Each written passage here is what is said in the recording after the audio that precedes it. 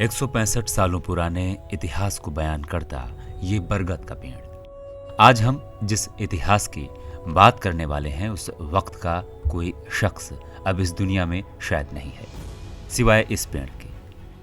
तो सुनिए हूल आंदोलन की वो कहानी, बरगद पेड़ की जुबानी। वो साल था 1820 का, जब बहरेड़ प्रखंड के भोगना डीह गांव में चुनू मुर्म के घर सिदो का जन्म हुआ था। 12 साल बाद छोटे भाई कान्हों का जन्म हुआ। 2 और भाई चांद और भैरव भी हुए। बड़े हुए तो अंग्रेजों और साहूकारों का अत्याचार देखने को मिला। जुल्म देखकर मानो खून खौल उठता था।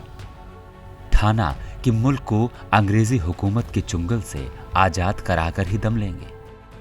महज 35 साल में सिदो ने 30 जून 1855 को मेरे नीचे ही संथाल हूल का बिगुल फूंका था।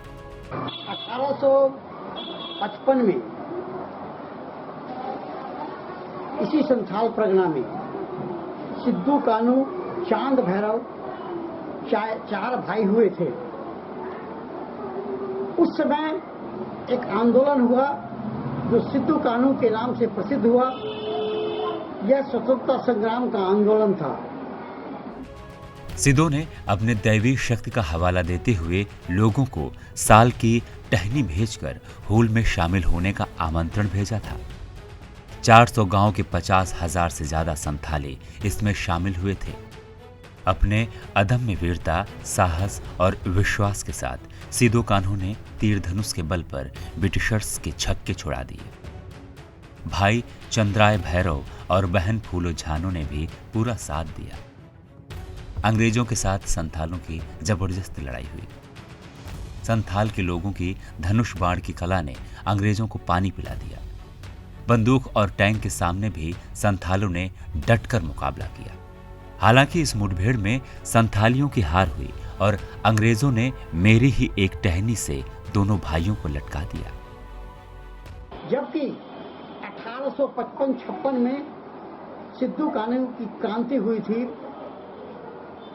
संथाल परगना के साहेबगंज जिले के अंतर्गत भोगनाडीह में यह क्रांति हुई थी और इस क्रांति के प्रणेता वो 4 भाई थे, सिद्धू कानू चांद भैरव। इतिहास के पन्नों को पलटते हैं तो आजादी के लिए पहला बिगुल फूंकने का जिक्र 1857 में मिलता है। लेकिन इससे 2 साल पहले ही झारखंड में संथालों ने अंग्रेजी हुकूमत के खिलाफ आजादी की जंग छेड़ दी थी। नारा दिया था, करो या मरो अंग्रेजों हमारी माटी छोड़ो। लेकिन इतिहास में सिदो कान्हू जिक्र शायद ही कहीं मिलता है।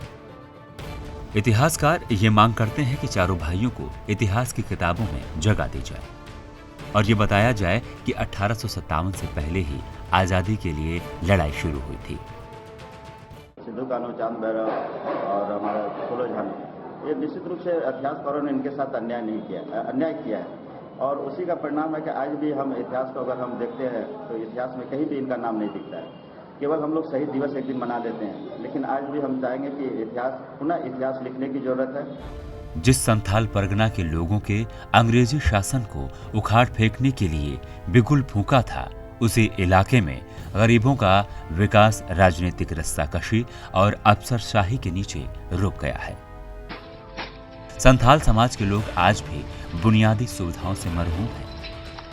हालांकि सिदो कान्हू के एक वंशज का कहना है कि शहीद ग्राम विकास योजना के तहत आवास मिला है।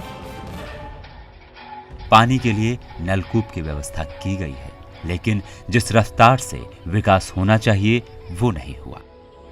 तो ये हम लोग का जो शहीद वंशज के हम लोग हैं तो बिल्डिंग 14 को उपलब्ध कराया गया सरकार से।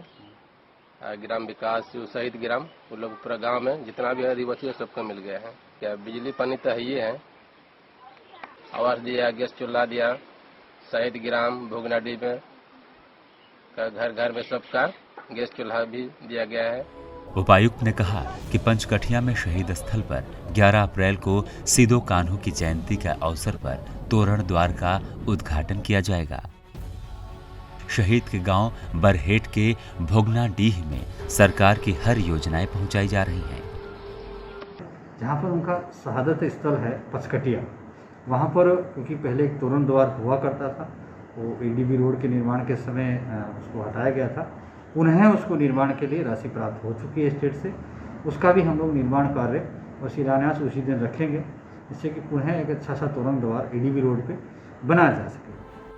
अंग्रेजों के खिलाफ जिस तरह सिदो कान्हू ने मोर्चा खोला था और उसके छक्के छुड़ा दिए थे, उसका अंदाजा इस बात से लगाया जा सकता है कि साहिबगंज में लोग इन्हें भगवान की तरह पूजते हैं। तीर धनुष के दम पर ही अंग्रेजों को पानी पिला दिया था। ऐसे योद्धा आने वाली पीढ़ियों के लिए प्रेरणा स्रोत हैं।